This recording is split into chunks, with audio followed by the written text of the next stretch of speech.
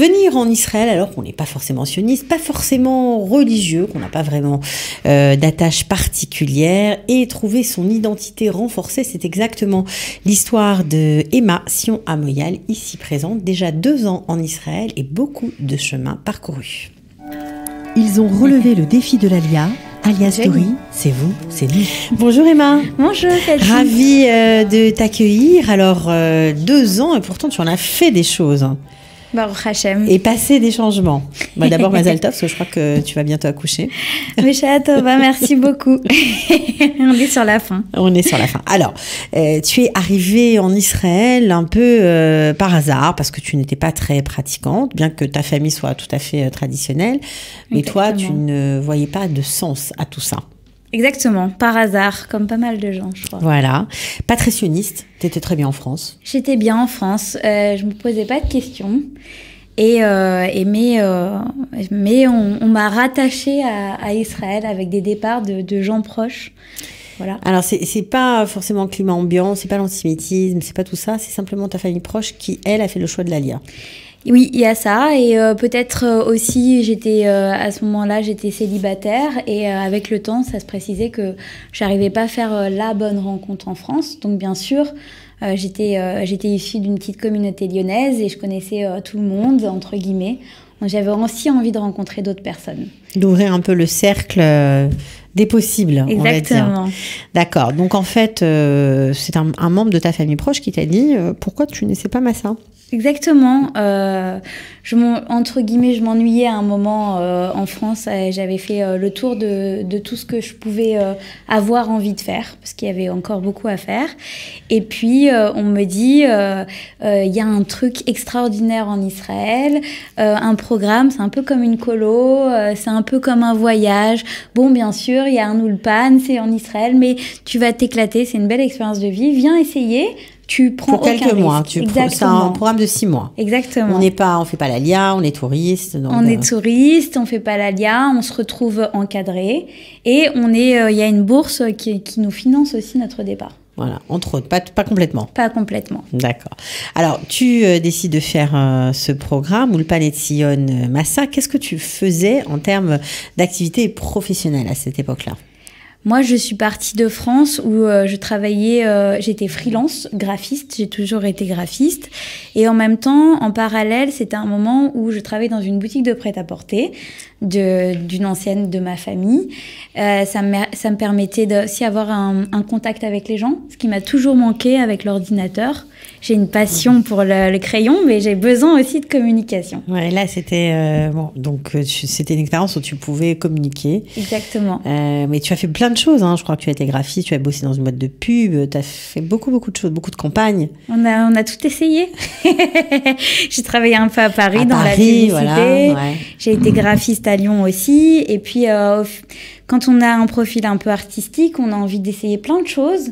Et on n'est pas forcément très heureux à être toujours dans la même chose. Donc, exact. Voilà. Donc on aime le changement. On est curieux. Donc tu étais open au changement, ce qui fait que ça t'a amené, tout simplement, dans les murs de l'Ulpan Etzion. Tu as fait Massa Ulpan Etzion. Et ça, on peut dire que ça a changé ta vie. Ah, ça a été incroyable. Je ne m'y attendais pas du tout.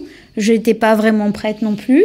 Mais on arrive et on a un nouveau souffle à voir des jeunes du monde entier, de son âge, qui vivent le judaïsme différemment.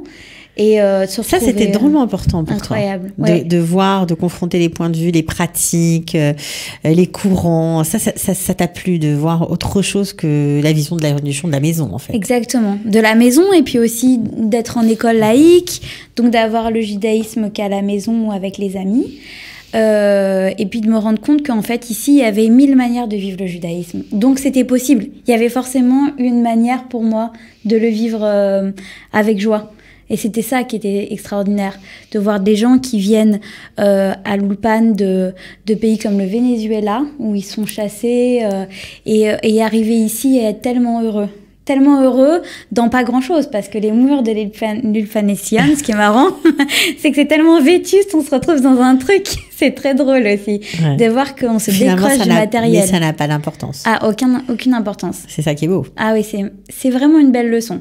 Un peu comme à l'armée, on se retrouvait avec des lits de camp et tout, quoi. Alors il paraît que ton voisin, voilà, c'était pas prévu, hein, c'est les hasards de la vie, si tant est qu'ils existent. Alors, il est juif, évidemment, artiste comme toi, donc forcément ça te parle, et pratiquant, alors là... C'était pour moi quelque chose qui devait pas être compatible à la base. Et ça a été un premier pas vers entre guillemets un retour, puisque j'avais quand même tout le bagage à la maison.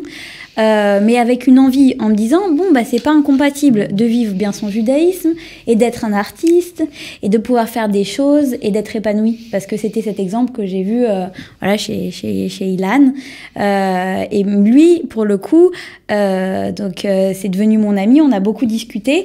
Et lui, c'était son métier déjà en France. D'être artiste. Voilà, d'être artiste judaïque. Ouais. Voilà, et d'en gagner sa vie. Et ça a été, pour moi, ça a été la première pierre pour remonter un édifice là-dedans, faire les choses par choix. Ok, alors tu évolues un peu, tu continues, et puis au bout de 6 mois, par des rencontres évidemment, on te propose carrément un job. Alors que tu ne comptais pas rester en Israël, on te propose un job à Tel Aviv. Exactement. Alors c'est l'opposé, ça veut dire on finit l'Ulpan, c'est une grande famille. On quitte Jérusalem. On est un peu triste, mais on se dit voilà, l'Ulpan fini, on a envie de rester. S'il faut rester, il faut trouver un job. On est lâché du nid, en fait. Et donc, faut trouver un job. Et je trouve, par hasard, avec beaucoup de chance, un job très rapidement d'une copine qui me dit, moi, j'ai besoin de faire un Ulpan. Et je veux partir à Jéru. Et je vais laisser ma place de graphiste à Tel Aviv. Voilà. Et on a échangé nos vies, parce qu'elle a fait l'Ulpan de Sion. C'est devenu une très bonne amie. Et voilà, et j'ai saisi ma chance et j'ai fait mon alia. Et voilà. On peut dire un peu sur un coup de tête, en fait. Bien sûr, c'est-à-dire que... Vos parents, ils n'ont rien dû comprendre. Non, mais ça a été comme ça pour les 3 enfants. D'accord, ils sont habitués, ils avaient déjà l'expérience. Exactement, d'accord, ils ont bien prié, je pense, avant. C'est venu comme ça. Donc finalement, vous êtes tous ici, si Exactement. je comprends bien. On est tous sympa. ici. Alors, vous travaillez, tout se passe bien, ça dure 1 an et demi. Pendant ce temps, vous vous installez à Tel Aviv. Vous avez une colocation qui vous ressemble parce que votre colocataire n'est pas juive. Donc, végane, pas juive. Ça devait être folklore, la vie ensemble. Comment ça s'est passé? C'est en fait, j'ai pas choisi. Disons que je suis arrivée pour mon travail donc dans une boîte de graphisme. Et pro-palestinienne, on précise. Ah oui, on était l'opposé. On avait juste la langue en commun. Ouais. Moi, j'avais absolument besoin de trouver un appartement rapidement, dans un petit budget, en fait un lit, parce que j'avais déjà mon emploi, mais c'était pas possible de faire les allers-retours de Natania où j'avais ma famille. Du coup, c'était trop long tous les jours. Ma boss me dit... Moi, j'aime ton travail. Je veux que tu restes. Alors, mais débrouille-toi vite. Donc, une colocation vite. Exactement, une colocation vite avec une fille qui travaille à l'ambassade, qui est espagnole, qui a fait une expérience au Maroc et qui est amoureuse de la culture orientale. Ouais. Et en fait, ça se passe bien parce qu'on a cette langue au commun, mais en fait, dans la culture, on est opposés.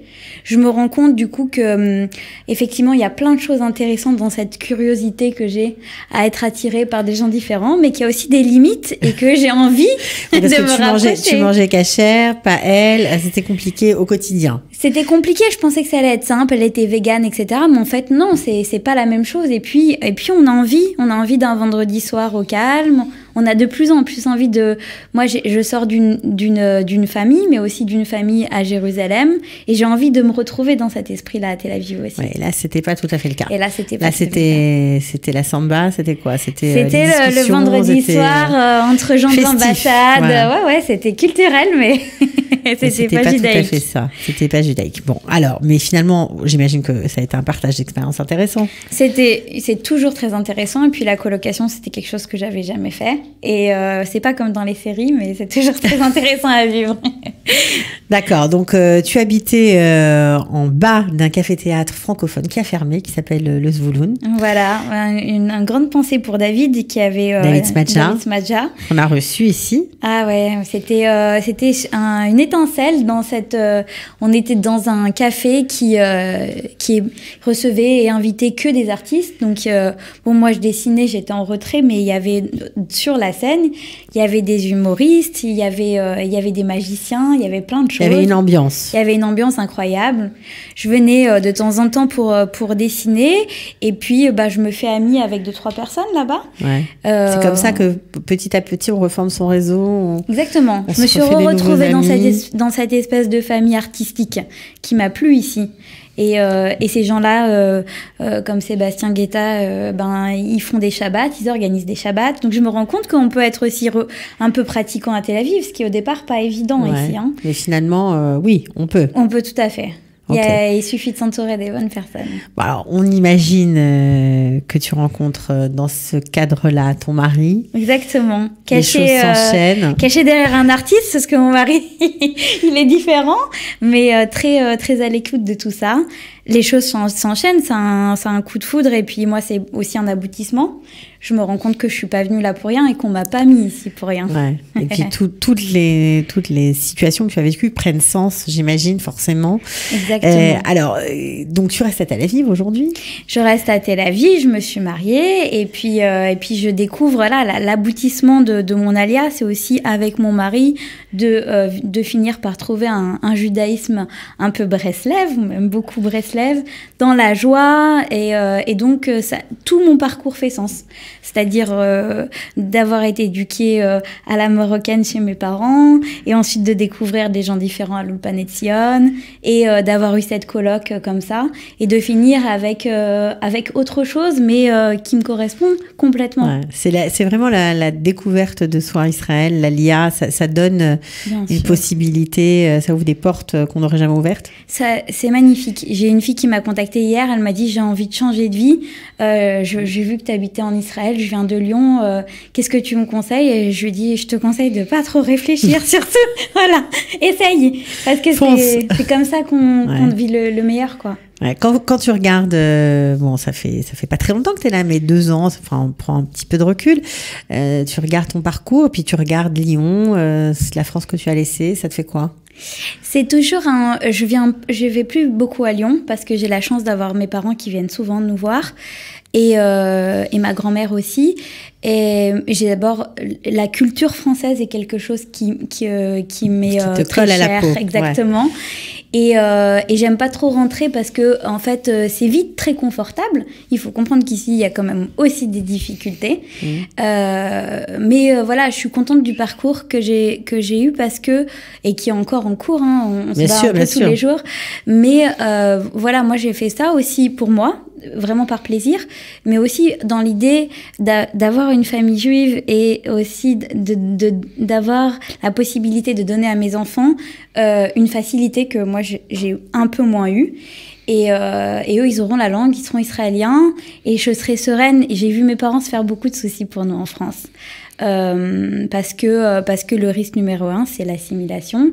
Quand on est un peu ouvert d'esprit, ça peut arriver très vite. Du coup, je suis très contente d'être un peu plus rassurée ici. Et puis voilà, et puis on s'attache. Alors, tu parlais des difficultés tout à l'heure. C'est quoi les difficultés d'un jeune couple, de jeunes Olé Khadash, nouveaux immigrants? Bon, mon mari, il est là depuis 5 ans, mais il travaille avec la France, donc il pratique pas la langue forcément au quotidien. Forcément, c'est la première chose à faire. Et lui, il a appris sur le coup, sans Ulpan, rien qu'avec les gens à l'extérieur, et il a une bonne capacité là-dessus. Moi, j'ai fait ça de manière très méthodique à l'école, à l'Ulpan, et puis un jour, ça s'arrête, et il faut continuer. Et voilà, aujourd'hui, je suis enceinte, je me retrouve dans des hôpitaux, avec des docteurs, etc. Et je comprends pas tout. mais j'apprends au fur et à mesure. Et il faut lâcher prise. Il faut se dire, bon, bah, je comprends pas tout, mais je comprends le contexte et ça va venir. Je vois ma sœur aujourd'hui, elle a des enfants en Israël. C'est les enfants qui lui expliquent les courriers. Et ben, c'est pas grave, ça se fait bien. On a bien vu ça en France avec d'autres populations. Ouais. Et puis on n'est pas bête, on est jeune, on va le faire. Mais la vie est coûteuse. On va gravir la montagne. Et oui, on va y arriver, mais doucement, doucement. C'est vrai que c'est vraiment doucement, doucement. Bon, alors aujourd'hui, vous êtes graphiste freelance, vous faites plein de très beaux dessins, vous avez fait plein de choses. On en reparlera sûrement dans une autre émission. On était ravis de vous avoir accueillis. Merci, avec plaisir. Bonne chance pour tout. Merci beaucoup. Et bonne chance pour tous ceux qui veulent essayer. Ok, ciao. Merci, bye bye. Ils ont relevé le défi de l'Alia. Alia Story, c'est vous, c'est nous.